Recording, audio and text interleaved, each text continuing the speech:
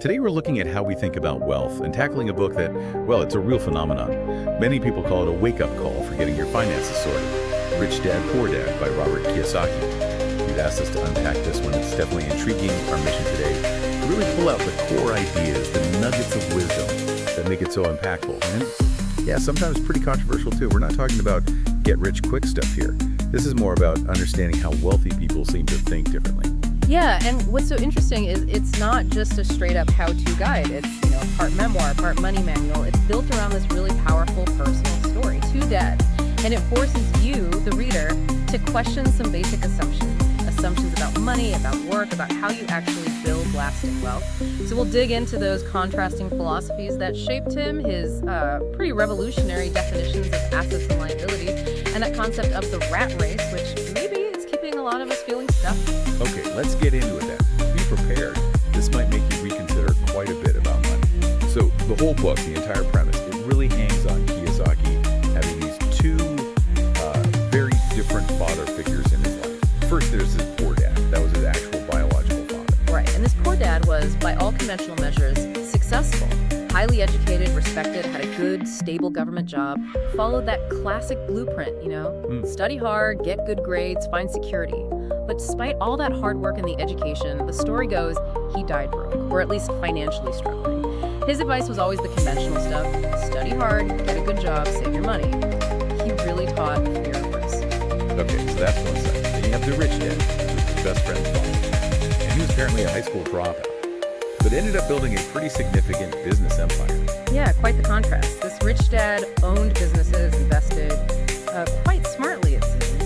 And he started teaching Robert about money really young. His big message was, learn how money works. Don't just work for money. Make money your employee. That was the phrase. He focused on managing risk, understanding it, not just being afraid of it. So you've got these two paths laid out side by side. One looks like the right way, according to society. Education, stable job, but it leads to financial struggle. The other path, left traditional, maybe riskier on the surface, leads to wealth. What does that actually tell us about, say, our education system, or just what we're all taught? That's the million-dollar question the book poses, isn't it? Kiyosaki argues pretty strongly that schools train you, mostly, to be a good employee, to fit into a system, earn a paycheck, which is fine for what it is. But real wealth, the kind that gives you freedom, he says that comes when you start thinking like an owner, like a business owner, an investor, an entrepreneur, someone who understands how to build systems that generate money. It really does sound like a fundamental shift in thinking, almost rewiring how you view your financial life. And that brings us right to maybe the most famous and definitely counterintuitive part of the book, his core idea about assets versus liabilities. Precisely. This is central. He says most people, especially the poor and middle class, spend their lives buying things they think are assets, but which, by his definition, are actually liabilities. Wait, hold on. Like my house. Isn't that what everyone tells you? Your house is your biggest asset. Yeah, that's the big one that throws people. It's a direct challenge to that common wisdom. Kiyosaki's definition is purely about cash flow. Does it put money in your pocket or take money out? So unless your house is generating income, like you're renting out rooms or the whole thing, that monthly mortgage payment, or the EMI as it's often called in some places, it's money going out consistently.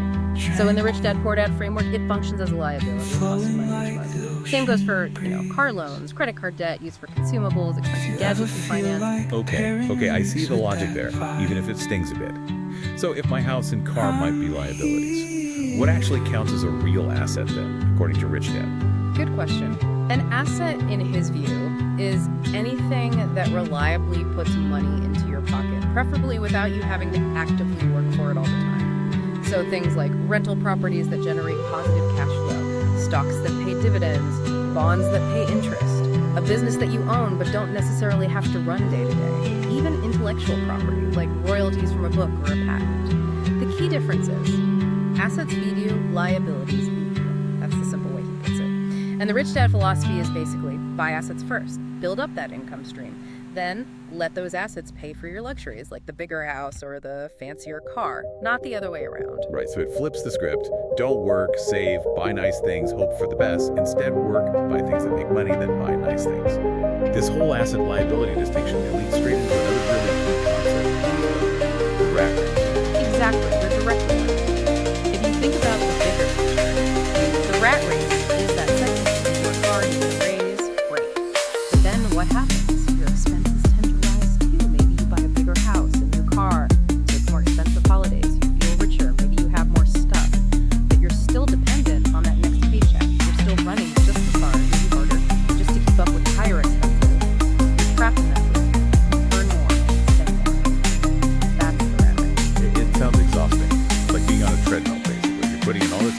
working for your money, but the money isn't really starting to work for you. Is that the idea? That's precisely it.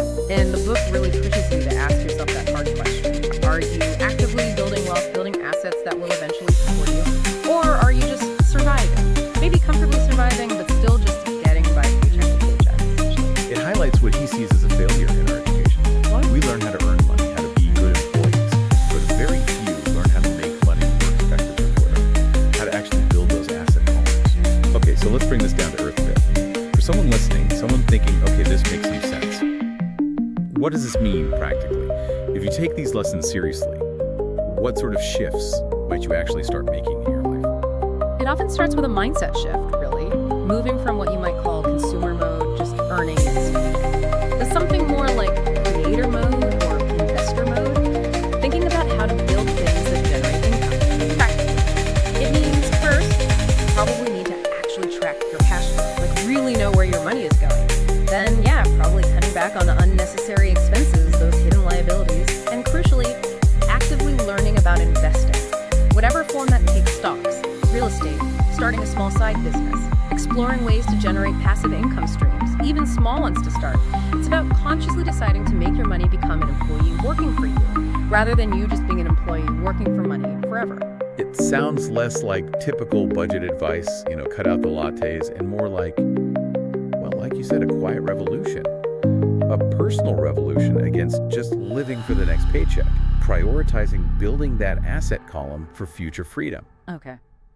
So if Rich Dad, Poor Dad is kind of like taking the red pill, like in the Matrix, but for your financial thinking, and it's all about making money work for you instead of the other way around. Then maybe the question to leave everyone with is this: what hidden liabilities might be lurking in your life right now? And I don't just mean financial ones, though those are important. Think about your time, your energy, your daily habits. Are there things you're doing, commitments you have, ways you're spending your focus that are actually holding you back, preventing you from building the true assets, financial or otherwise, that could actually help you escape your own version of the rat race?